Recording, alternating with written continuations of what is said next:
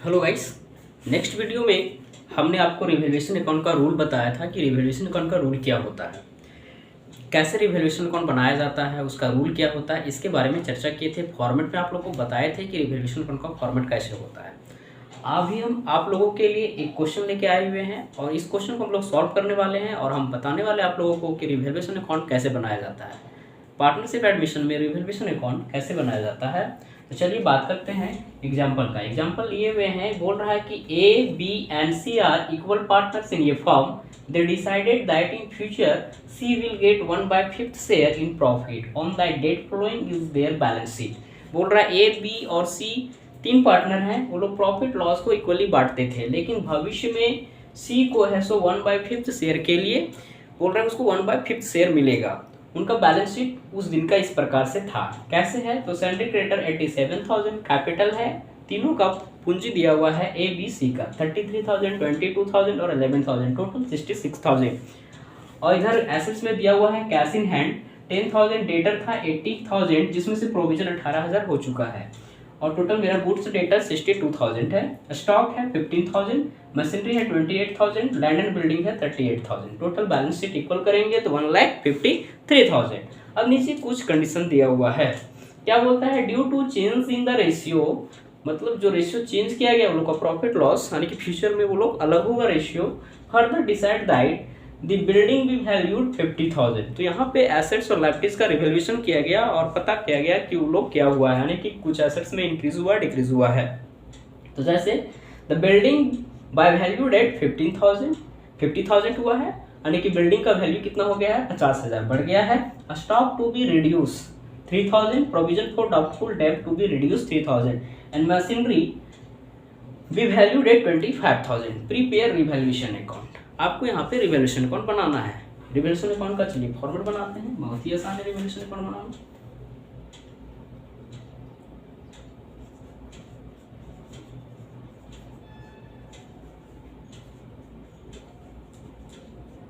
Revaluation account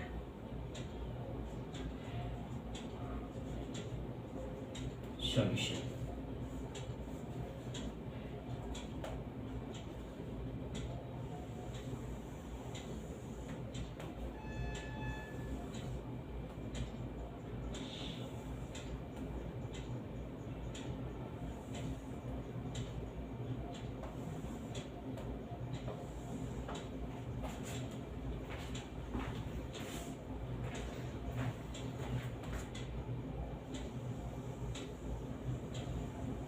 ये हमारा format है, जैसे कि आप लोग को बताया है फॉर्मेट ये यहाँ पे पार्टिकुलर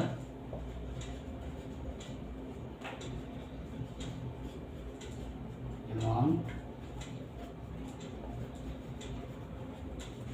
पार्टिकुलर अमाउंट, ये हमारा डेबिट पार्ट है और ये क्रेडिट पार्ट है। ये वाला पार्ट माइनस है और ये पार्ट प्लस है, ये भी पता होना चाहिए। लेजर अकाउंट भी बोल सकते हैं, रिवैल्यूएशन अकाउंट को लेजर अकाउंट भी बोल सकते हैं। अब बनाना प्रश्न कहाँ से है, रिवैल्यूएशन अकाउंट बनेगा कहाँ से, तो आपको यहाँ से बनेगा और यहाँ पे देखना होगा, यहीं पे छुपा हुआ रिवैल्यूएशन अकाउंट बनाने का रूल। जैसे कहाँ से बनेगा सो देखिए, यहाँ से क्या बोला गया है कि the building bye valued at 50,000। Building का वैल्यूएशन जो किया गया, रीवैल्यूड किया गया, वो कितना से किया गया 15,000, यानी कि 50,000 50,000 से किया गया है। और बिल्डिंग हमारे पास है 38,000। तो यहाँ पे बिल्डिंग का हो रहा है, पहले मेरे पास 38,000 था, अब हो गया 50, यानी कि इंक्रीज हो रहा है। तो कितना से इंक्रीज हो रहा है तो 12,000 से इंक्रीज हो रहा है। तो यहाँ पे हम लोग जब भी एसेट्स इंक्रीज होता है तो रिवैल्यूएशन का रूल क्या बोलता है कि increase value credit side show करेंगे। तो यहाँ पे लिखेंगे बाय बिल्डिंग कितना से इंक्रीज हो रहा है 38 था, अब 50 हो गया, तो 12,000 इंक्रीज हुआ, तो यहाँ पे 12,000। Next, stock to be reduce 3,000। यहाँ बोल दिया साफ साफ कि स्टॉक आपका 3,000 रिड्यूस हो रहा है, यानी कि कम हो रहा है। तो देखिए एसेट्स में स्टॉक और ये क्या हो रहा है 3,000 कम हो रहा है, तो कम हो रहा है, तो यहाँ पे लिखिए टू स्टॉक 3,000। नेक्स्ट हम लोग बात करते हैं, ये इसका काम हो गया। नेक्स्ट क्या बोलता है कि प्रोविजन फॉर डाउटफुल डेब्ट, प्रोविजन फॉर डाउटफुल डेब्ट टू बी रिड्यूस 3000। इसका मतलब होता है कि संदिग्ध, है ना, डेटर यहाँ इसका काम है डेटर में। जैसे कि हम लोग डेटर में प्रोविजन 18, मेरे पास डेटर पहले से 80,000 थे जिसमें से 18,000 है सो देने के लायक में। डेटर मतलब किसी को हम उधार माल बेचे हैं तो मेरा देनदार बन गया। अब देनदार बन गया है तो उसके हमको 80,000 लेना था। तो कुछ ऐसे डेटर हैं जो 18,000 नहीं देने वाले हैं, तो मेरे पास अच्छे डेटर 62,000 थे। अभी नीचे प्रश्न बोल रहा है कि नहीं वो 18,000 में 3,000 को कम कर दीजिए, यानी कि आपका है सो 15,000 ही ऐसे जो नहीं देने वाले हैं, यानी कि 3,000 देने वाले हैं। तो यहाँ पे डेटर मेरा क्या हो रहा है, इंक्रीज हो रहा है। बच्चे बहुत कंफ्यूजन होता है। यहाँ रिड्यूस करने के लिए किसको बोल रहा है, जो हम पहले से प्रोविजन कर चुके हैं, हम अपने से मान लिए कि 18,000 नहीं देने वाले हैं। अब बोल रहा है नहीं 18,000 में आपको 3,000 मिलेगा, तो यहाँ पे मेरा डेटर क्या होगा, इंक्रीज हो रहा है। तो जब भी इंक्रीज होगा जिसको बाय साइड दिखाएंगे, एसेट्स है by provision for doubtful debts recovered, कितना 3,000। अब इसका काम हो गया। अब नेक्स्ट आगे क्या बोलता है कि machinery be valued at 25,000, machinery का वैल्यू 25,000 किया गया है, जबकि एसेट्स में मशीनरी का वैल्यूएशन यहाँ 28,000 है। इसका मतलब ये तो डिक्रीज हो रहा है। जब भी ऐसा डिक्रीज होगा तो कहाँ दिखाते हैं, डेबिट साइड में। तो टू मशीनरी कितना से, तो 28 में 25 माइनस कर देंगे तो 3,000। अब यहाँ आगे कुछ भी नहीं है, सारा खत्म हो गया, हमारा रिवैल्यूएशन अकाउंट बन के रेडी है। अब हम लोग इसको एड या फिर लेस करेंगे। चलिए प्लस माइनस करते हैं, पता करते हैं किधर अधिक है। तो हमें पता चल रहा है कि क्रेडिट बैलेंस में ही अधिक बैलेंस है, डेबिट में कम है, यानी कि प्लस अधिक हुआ है, माइनस कम हुआ है। तो सबसे पहले इसी को ऐड करेंगे तो टोटल मेरे पास आ रहा है 15,000, यहाँ पे भी 15,000 हो जाएगा। अब 6,000 लेस कर देंगे तो हमारे पास बचेगा 9,000, और 9,000 हमारा क्या कहलाएगा, प्रॉफिट कहलाएगा। तो इसे लिखते हैं टू